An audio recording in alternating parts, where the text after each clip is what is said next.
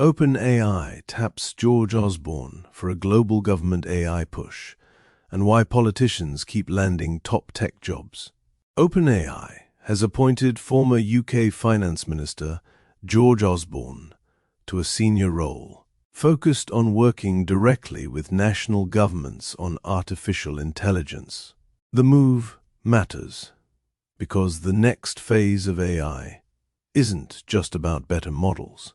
It's about where the compute sits, who controls the data, how public services use the tools, and which rules become the default. It also introduces a familiar tension. Governments want capability and competitiveness, but they also want sovereignty and public trust. A high-profile political hire sharpens that trade-off. This piece explains what OpenAI is building, why it's courting states now, and where the biggest frictions are likely to emerge. The story turns on whether governments treat OpenAI as a trusted partner for national AI capacity, or as a powerful vendor that must be tightly bounded. Key points. OpenAI has named George Osborne as managing director and head of its OpenAI for Countries initiative, with a start planned for January. The initiative is tied to OpenAI's broader push to expand large-scale AI infrastructure beyond the United States. OpenAI is positioning the program as a way for countries to build AI capacity aligned with democratic values, alongside local education and innovation efforts. The hire signals how aggressively AI companies are moving into government-facing work, public sector adoption, regulation, and national infrastructure planning. The biggest near-term bottlenecks are likely to be physical and political. Power, sites, permits, procurement, and data sovereignty demands. The backlash risk is also real. Critics may frame the move as a revolving door play to shape policy, not just deliver technology. Osborne is not an AI researcher or technologist. He is a former finance minister, and his UK record is closely tied to the austerity-era drive for deficit reduction through spending restraint. Background. George Osborne served as the UK's Chancellor of the Exchequer from 2010 to 2016. Since leaving frontline politics, he has built a portfolio career across media and finance, and remains a well-networked figure in UK public life. OpenAI's OpenAI for Countries initiative is designed to work with governments that want to develop in-country AI capacity. That can include compute infrastructure, workforce skills, and the practical deployment of AI tools in public services. This sits inside a wider shift in how governments view AI. For many, AI is no longer a niche tech policy topic. It is increasingly treated as strategic infrastructure, closer to energy, telecoms, and defense supply chains than a normal software procurement. At the same time, regulators are moving from principles to enforcement. In Europe, AI rules are rolling out in phases, which raises the stakes for any company aiming to be the default provider across multiple jurisdictions. Osborne's public reputation was built in fiscal policy, not technology. He ran the UK Treasury from 2010 to 2016, focusing on deficit reduction, budgets, and the machinery of government. That period is widely associated with austerity in the UK, a long stretch of tight public spending and departmental cuts, defended as necessary to stabilize the public finances and criticized for its social and service impacts. Analysis. Political and geopolitical dimensions. This is an influence race wearing an infrastructure hard hat. Countries want AI capability without becoming dependent on a single foreign vendor, a single cloud, or a single legal regime. OpenAI's pitch is effectively, partner with us to build national capacity in a way that fits democratic governance. Many governments will like that framing, especially those that want alternatives to state-led AI models or tighter surveillance ecosystems.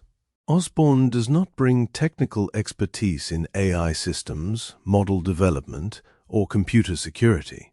His value proposition is political fluency, how governments decide, how regulation hardens into enforcement, and how national projects get approved, funded, and defended.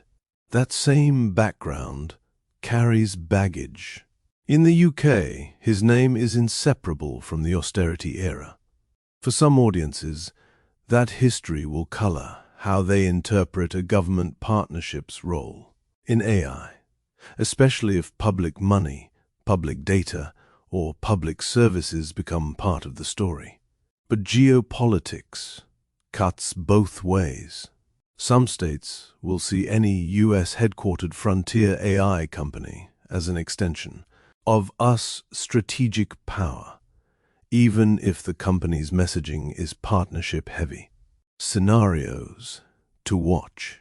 A cooperative path emerges if OpenAI can offer credible sovereign arrangements, clear data controls, and local economic benefits.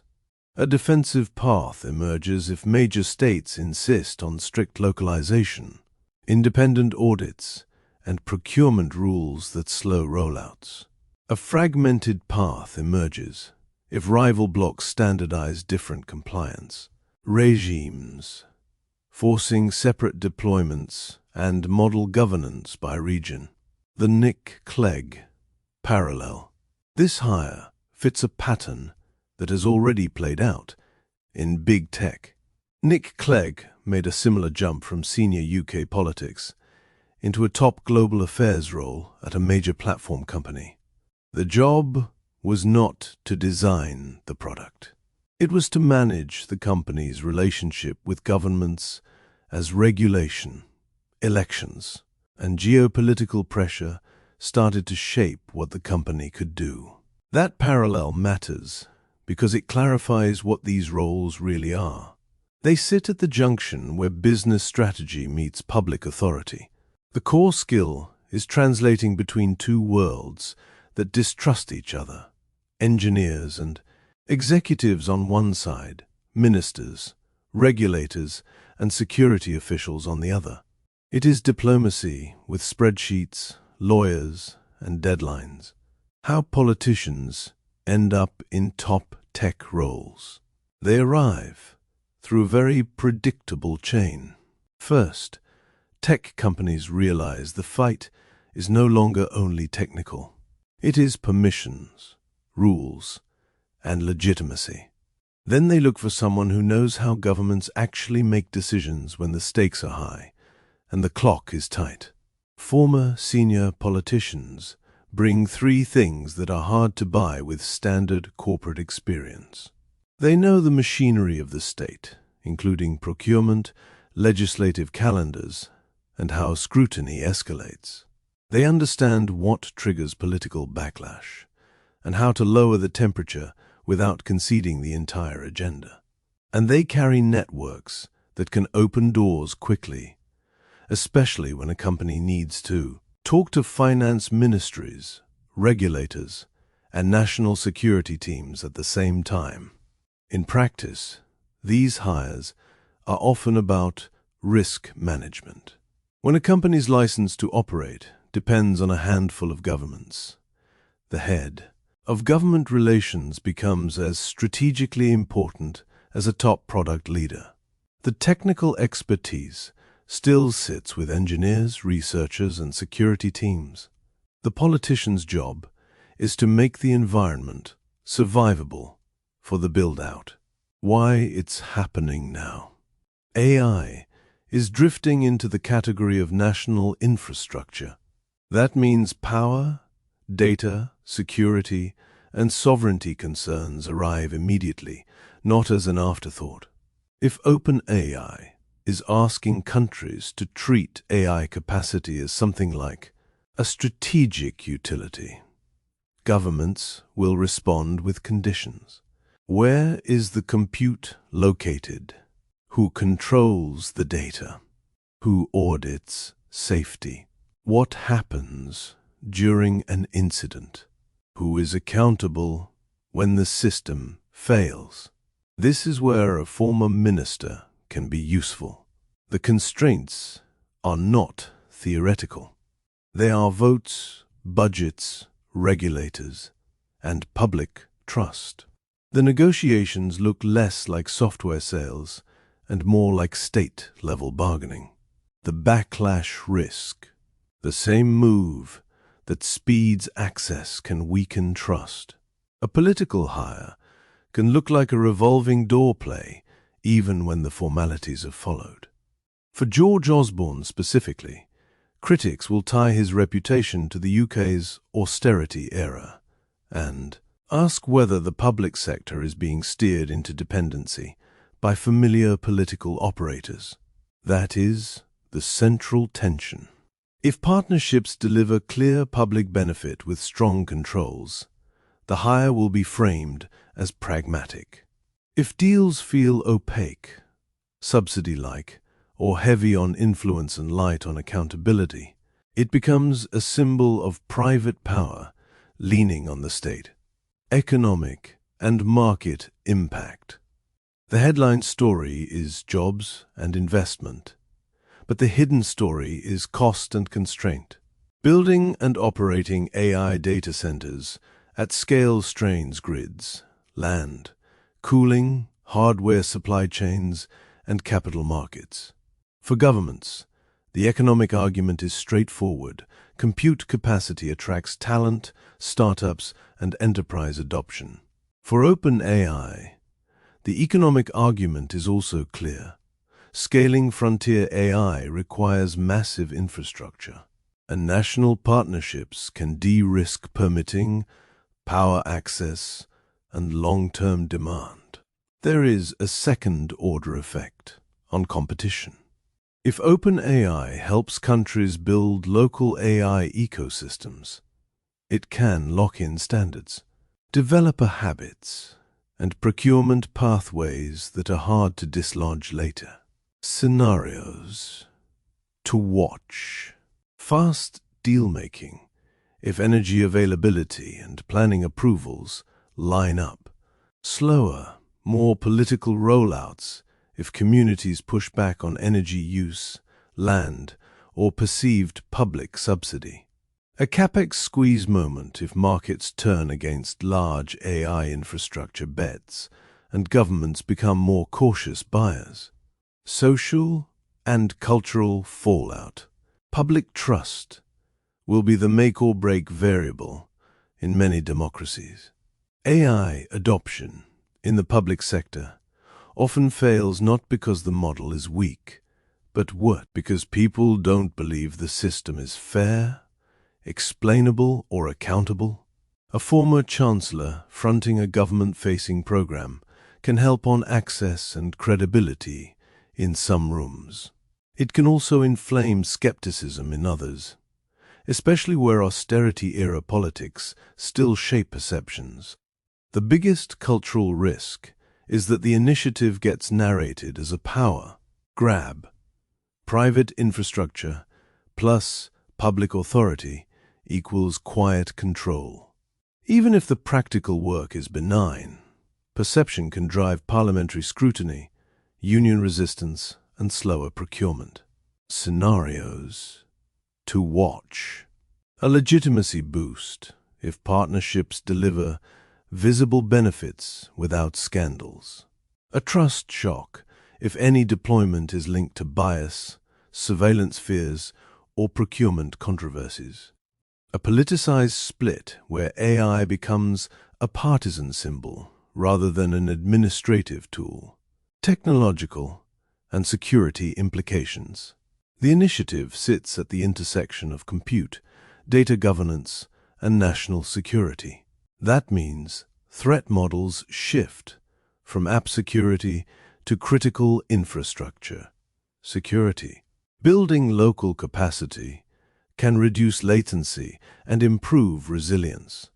It can also increase the attack surface, especially if it involves new data, pipelines from public agencies, health systems, or financial regulators. There is also a security trade-off in localization. Keeping data inside borders can improve sovereignty, but it can complicate standardized security operations and incident response. Countries will want clarity on who can access what, under which legal authority, and with what audit trail. Road ahead. Stronger resilience if partnerships come with robust security by design and independent evaluation. Regulatory friction if model governance and data governance are treated as separate problems rather than one system. Export control complications if hardware and advanced chips become a bargaining chip in geopolitics. What most coverage misses.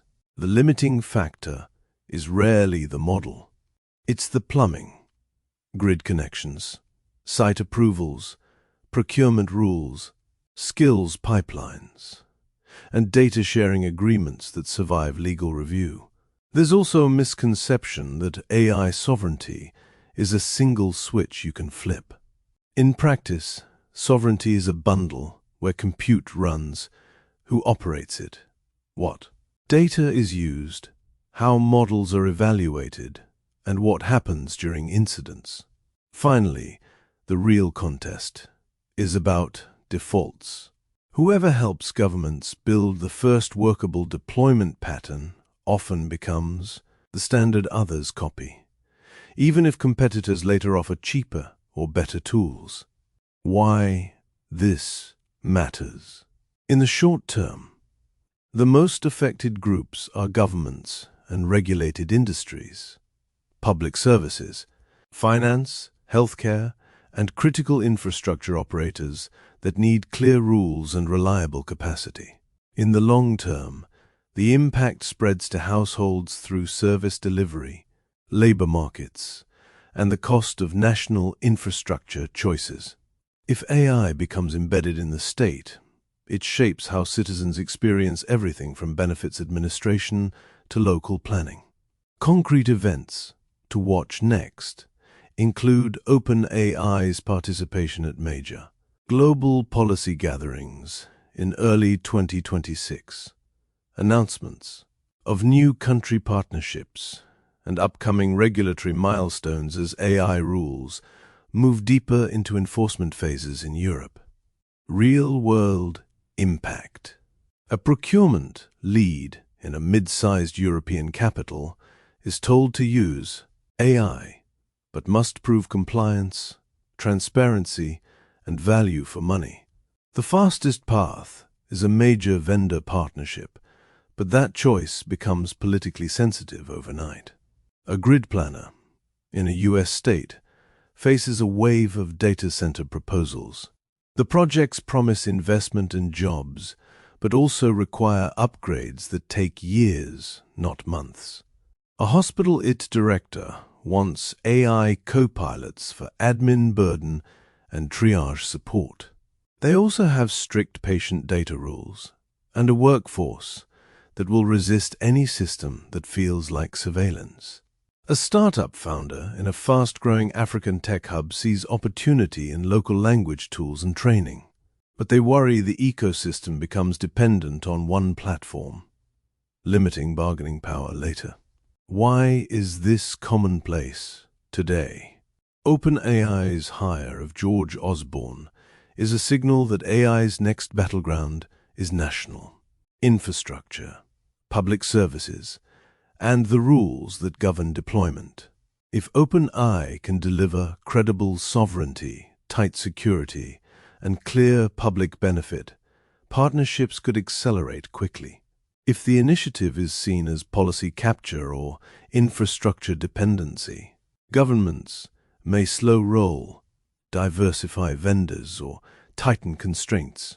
The next clues will come from which countries sign on, what sovereign terms they demand. and how openly the partnerships are governed.